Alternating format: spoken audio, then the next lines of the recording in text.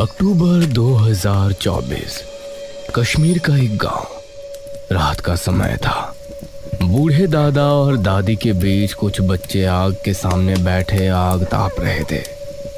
दादाजी हमें कोई कहानी सुनाइए ना। ये सुनकर दादा ने बच्चों की तरफ देखा। बच्चों, आज के जमाने में जहाँ बच्चे मोबाइल फोन में लगे रहते हैं, वहाँ तुम मुझसे कहानी सुनाने की बात कर रहे हो। दादाजी, जो कहानियाँ इंटरनेट पर होती है वो तो हमने बहुत सुनी है। आज आप कुछ सुनाइए ना। ये सुनकर दादा ने कुछ सोचा और फिर कहानी सुनाना शुरू किया। कमलेश और गोमती दोनों की शादी को कुछ ही दिन गुजरे थे, लेकिन उनके बीच कुछ भी अच्छा नहीं चल रहा था। उनके बीच बहुत लड़ाई झगड़े हुआ करते थे और उस रात कमलेश गोमती को उसके मायके छोड़ने जा रहा था।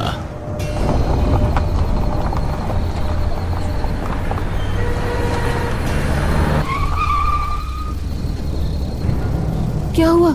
अब क्या तुमसे ये गाड़ी भी नहीं चलाई जा रही? बकवास मत करो, मुझे टॉयलेट आया है। उसने गाड़ी को बंद किया और बाहर निकल झाड़ियों में चला गया। गोमती गाड़ी में बैठी बैठी बड़बड़ा रही थी। बेवकूफ आदमी, पीछे होटल से होकर आ रहे हैं, वहाँ टॉयलेट नहीं कर सकता था? कुछ ही देर में कमलेश वापस आया और उसने गाड़ी में बैठ स्टार्ट करने के लिए चाबी घुमाई। अरे, ये स्टार्ट क्यों नहीं हो रही है? लगता है ठंड की वजह से इंजन ठंडा हो गया है। गोमती यह सुनकर और ज्यादा गुस्सा हो गई। कमलेश ने देखा कि कुछ ही दूरी पर घर है और वो गोमती को लेकर वहां पहुंचा।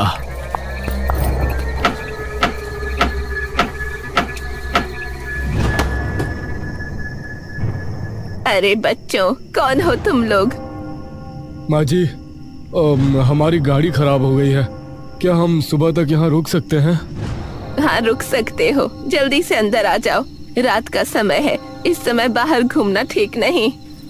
बूढ़ी ने इन दोनों को अंदर ले लिया। अब दोनों उस कमरे में जाकर सो जाओ, बाहर निकलना ठीक नहीं है। जी शुक्रिया माँ जी। ये दोनों कमरे में चले गए, लेकिन वहाँ भी ज्यादा देर तक ये शांत नहीं रह पाए। ये सब तुम्हारी वजह से हुआ है। अगर तुम सुसु करने नहीं रुकते ना, तो गाड़ी भी ठंडी नहीं पड़ती। कमलेश ने भी उसे जवाब दिया और दोनों में बहस बढ़ गई। बूढ़ी तब तक सो गई थी।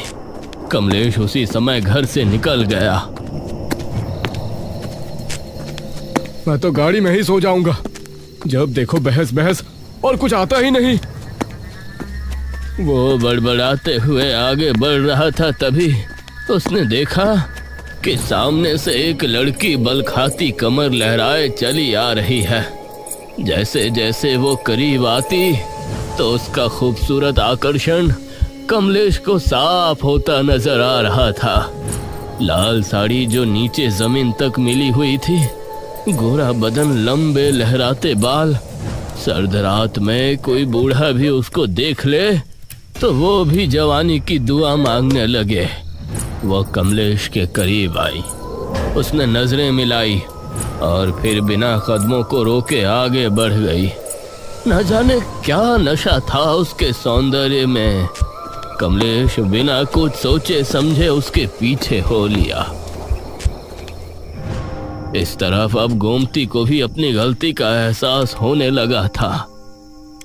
मैंने कुछ ज्यादा ही बोल दिया, इतना नहीं कहना चाहिए था।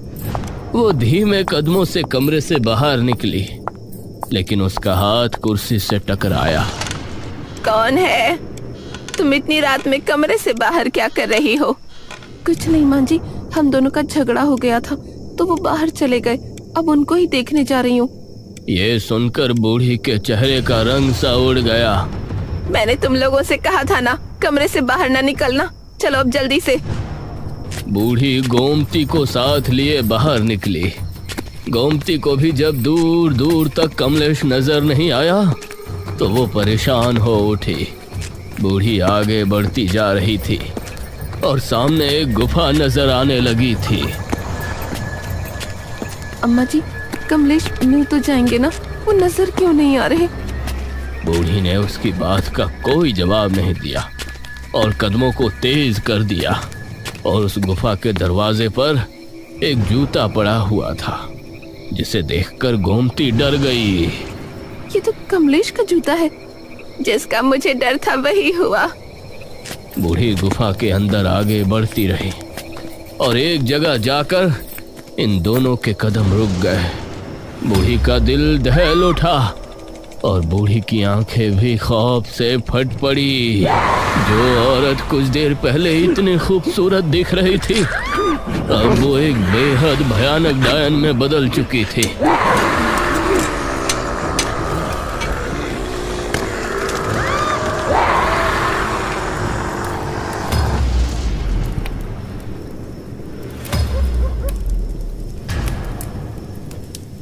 दादाजी, वो भयानक डायन कौन थी?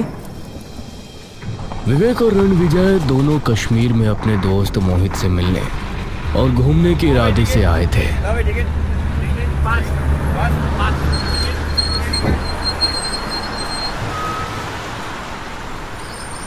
बस स्टॉप पर रुकी तो वहां पहले से ही इनका दोस्त मोहित खड़ा हुआ था। अरे मोहित, कैसा है भाई? आ गए तुम लोग? बहुत याद किया यार मैंने तुमको। वो इन दोनों को अपने घर ले गया।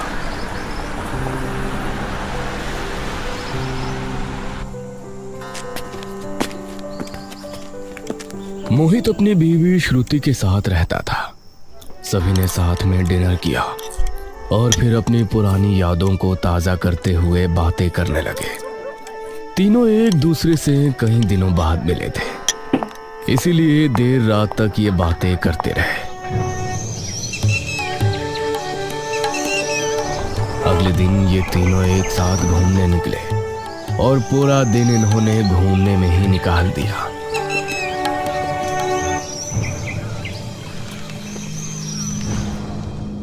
तीन दिनों तक घूमने के बाद तीसरी सुबह, यार तुम लोगों को छोड़कर जाने का मन तो नहीं कर रहा, लेकिन अब मुझे जॉब पर जाना ही पड़ेगा। 3 दिन से छुट्टी पर था ना। अरे हाँ भाई, तू जॉब पर जा, हमारी फिक्र मत कर। अरे हम तो खुद भी घूम लेंगे। विवेक और रणविजय आज अकेले घूमने निकले और 4 बजे तक वापस घर आ गए। शाम के टाइम रणविजय विवेक से बोला, विवेक मैं जरा सिगरेट पीने जा रहा हूँ, तू चलेगा? अरे नहीं नहीं, तू ही जा भाई, मैं पहले ही थक गया हूँ। ये सुनकर रणविजय घर से निकला। गली काफी लंबी थी और दुकान बहुत दूर थी। वो तेज तेज कदमों के साथ रवाना हो गया। कितनी ठंड है यहाँ। ये लोग हमेशा यहाँ कैसे रहते हैं? जो लोग यहाँ रहते हैं उनको तो आदत डालनी ही होती है। उस आवाज को सुनकर रणविजय ने सामने देखा। एक खूबसूरत लड़की जिसके लंबे बाल थे, उसने नीली लंबी साड़ी पहनी हुई थी। वो बस स्टॉप पर खड़ी थी। जी सही कहा आपने।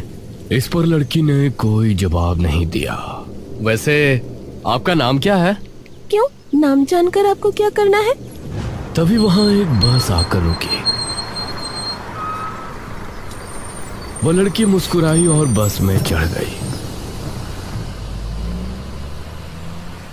रणविजय वहीं खड़ा खड़ा रह गया। उसने जल्दी से मोबाइल में टाइम देखा। 6:30। हो सकता है ये कल भी यहाँ आए।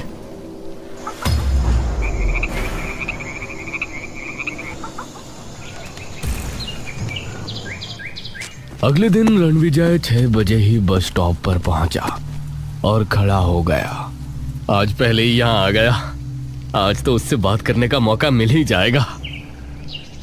तभी वही लड़की उसको सामने से आती हुई नजर आई और वो रणविजय को देखकर मुस्कुराई, फिर स्टॉप पर आकर खड़ी हो गई। अब कैसी हैं आप? ओहो, आप तो आज भी हमारा नाम पूछने चले आए। अब देखिए, गलत नहीं समझना, लेकिन ना जाने क्यों आपसे बात करने का मन करता है। अच्छा, बात करने का या दोस्ती करने का?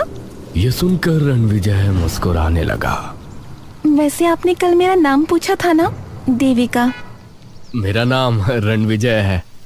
वैसे आज मुझे कहीं नहीं जाना, मैं तो बस ये देखने आई थी कि आप मुझसे बात करने के लिए आते हैं या नहीं। ये कहकर वो मुस्कुराई और आगे बढ़ गई। रणविजय भी मुस्कुराया और उसके साथ साथ चलते हुए बातें करने लगा। लड़की ने अपने बारे में ज्यादा कुछ नहीं बताया, लेकिन रणविजय की जिंदगी के बारे में वो ज्यादा दिलचस्पी ले रही थी।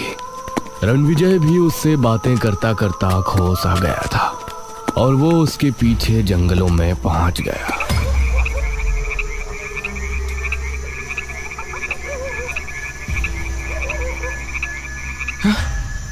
अरे मैं यहाँ कैसे आ गया? मैं तो देविका के साथ था।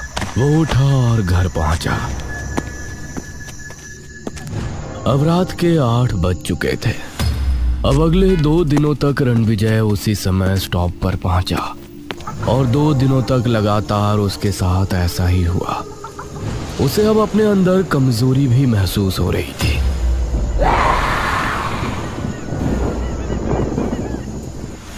इसलिए जब चौथे दिन वो देविका से मिला तो उसने उससे ये बात कह डाली। देविका, मुझे एक बात पूछनी थी।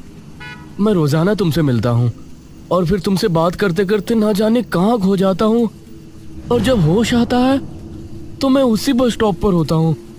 ये सुनकर देविका को गुस्सा आ गया। तुम कहना क्या चाहते हो? बोलो। क्या मैं तुम पर कोई काला जादू कर रही हूँ? अरे मैं तो बस ऐसे ही। मैं जा रही हूँ, कल अगर मिलना हो तो आ जाना। मुझे तुमसे बात करना बहुत अच्छा लगता है, बस यही एक वजह है।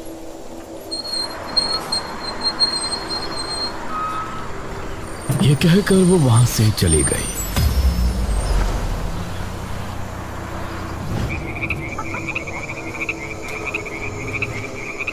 उस रात डिनर के समय विवेक रणविजय से बोला, अरे रणविजय, तुझे क्या हो गया यार? तू कमजोर होता जा रहा है। रोजाना शाम को बिना बताए कहाँ चला जाता है और 2-3 घंटे पहले तू वापस भी नहीं आता। आखिर क्या चल रहा है?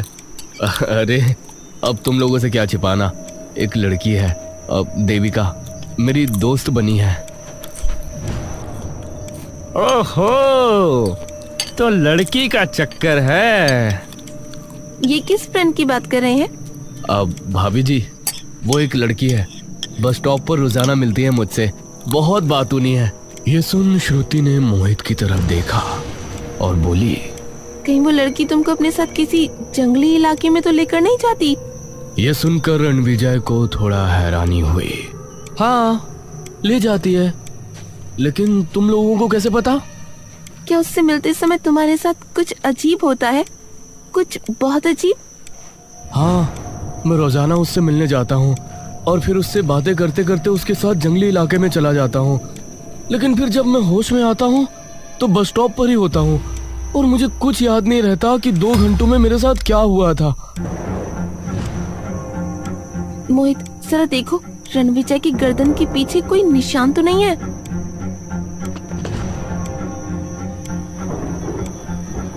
तभी मोहित ने उसकी गर्दन के पीछे देखा तो पाया वहां 2 निशान थे। हाँ जान, यहाँ 2 निशान है, जैसे किसी ने दांत मारे हो। जिसका डर था वही हुआ। ये सुनकर रणविजय परेशान हो उठा। अरे तुम लोग कब तक पहेलियां बुझाते रहोगे? कुछ बोलोगे भी कि मेरे साथ क्या चल रहा है? ये कश्मीर है, जिसे धरती का स्वर्ग कहा जाता है। हर एक जगह खूबसूरत वादी, खूबसूरत बड़े बड़े पहाड़। जो भी यहाँ आता है, यहाँ से जाने का उसका मन ही नहीं होता। जहाँ हमारा कश्मीर बहुत ही खूबसूरत है, वहीं यहाँ के लोगों के बीच एक डर भी बना रहता है। कैसा डर? रानटस। रानटस? वो क्या होता है? जिस तरह चुड़ैल, डायने और पिशाचिनी होती हैं, उसी तरह रानटस भी एक डायन ही होती है। ये कश्मीर के पहाड़ी इलाकों में गुफाओं में वास करती है और अक्सर ये जवान मर्दों को अपना शिकार बनाने के लिए एक खूबसूरत रूप में निकलती है। फिर ये उसको अपने प्यार के जाल में फंसाकर पूरे 7 दिनों तक उसकी जीवन शक्ति को धीरे धीरे खत्म करती रहती है। वो इसके प्रभाव में इतनी इतना बहक जाता है कि उसको ये भी पता नहीं चलता कि वो धीरे धीरे कमजोर होता जा रहा है। और फिर 7वें दिन ये उस आदमी को अपनी गुफा में ले जाती है और फिर वहाँ उसका अंत कर देती है।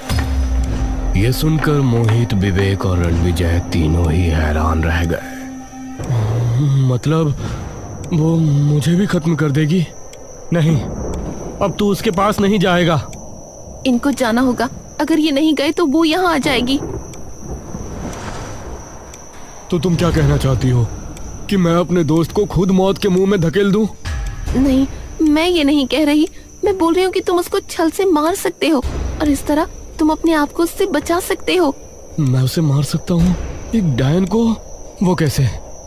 तुम कल जब उससे मिलने जाओ तो तुम अपने साथ चंदन की लकड़ी का एक खंजर लेकर जाना और जैसे ही वो तुम्हारे सामने हो तो तुम उसकी गर्दन में उसे गाड़ देना। चंदन की लकड़ी के हथियार से रांटस को मारा जा सकता है।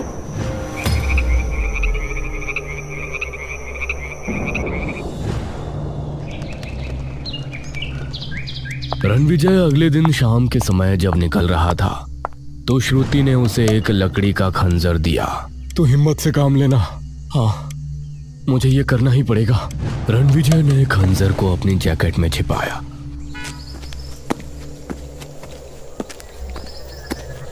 और बस स्टॉप पर पहुंचा और उसके आने का इंतजार करने लगा। 25 मिनट ऊपर हो गए, ये अभी तक क्यों नहीं आई? तभी उसको सामने से वो देविका आती हुई नजर आई। करीब आकर उसने रणविजय को देखा। अरे आप यहाँ? आप तो वो अपनी बात पूरी करती इससे पहले ही रणविजय ने खंजर निकाल पीछे से उस पर चंदन के खंजर से वार किया।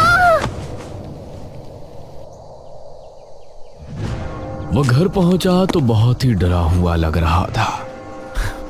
मैंने उस दुष्ट आत्मा का अंत किया है, एक डायन का अंत। मुझे कुछ ठीक नहीं लग रहा। अरे भाई, ये तो क्या कह रहा है? हाँ, तुमने तो एक डायन को खत्म किया है। अगर तुम उसे नहीं मारते तो वो तुमको मार डालती और फिर तुम्हारे बाद भी न जाने कितने मर्दों को शिकार बनाती। हाँ रणविजय, भाभी सही कह रही हैं। और अब थोड़ा संभल कर रहना। अब अगर कोई लड़की यहाँ तुमसे कहे कि उसे तुमसे बात करना बहुत अच्छा लगता है तो समझ जाना कि वो वही रांटस है। ये सुनकर रणविजय सोच में पड़ गया और कुछ देर बाद, हाँ, मैंने सही किया है, बिल्कुल सही। मैं जरा एक सिगरेट पीकर आता हूँ। ये कहकर रणविजय फिर से घर से निकल गया।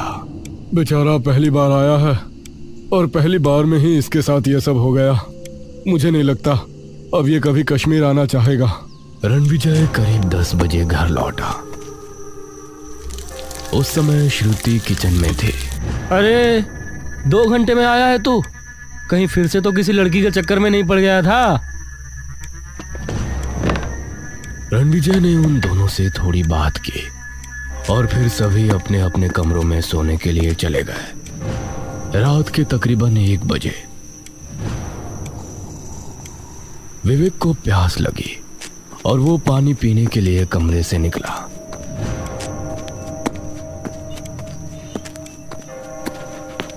तभी उसने श्रुति को सामने देखा। भाभी जी, आप? इस पर श्रुति उसको देखकर मुस्कुराई। उसकी आंखें लाल लाल चमकने लगी। उसके दांत और नाखून डरावने रूप में बदल गए और वो रांटस के रूप में आ गई।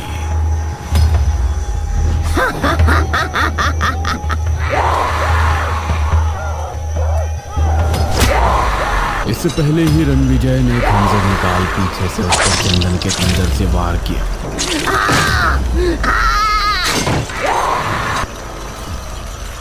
वो बुरी तरह चीखने चिल्लाने लगी और जमीन पर गिरकर कसमसाने लगी और इन तीनों को हैरानी भरी निगाहों से देखने लगी।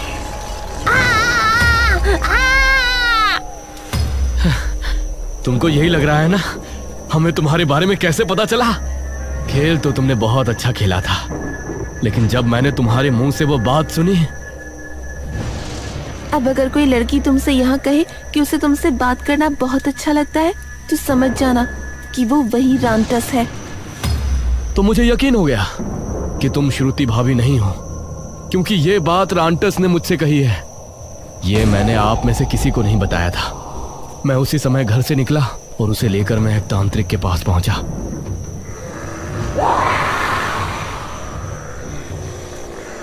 तो उसने बताया कि वो चंदन की लकड़ी का खंजर नहीं है। उसके बाद मैं समझ गया कि असली देविका रोजाना 5:30 बजे स्टॉप पर आती थी और तुम उसके रूप में आकर रोजाना मुझे पहले ही वहां से ले जाया करती थी।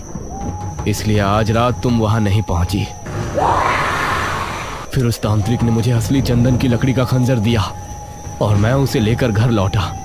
फिर जब तुम श्रुति भाभी के रूप में किचन में थी तो मैंने इन दोनों को सब कुछ बता दिया और हमने तुमको तुम्हारे ही छल के जरिए खत्म कर डाला। इतना सुनने के बाद ही वो जोरों से चिल्लाई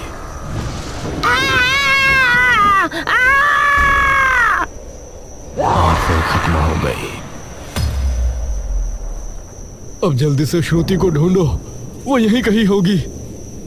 इन्होंने श्रुति को ढूंढा तो वो स्टोर रूम में इनको सही सलामत मिली।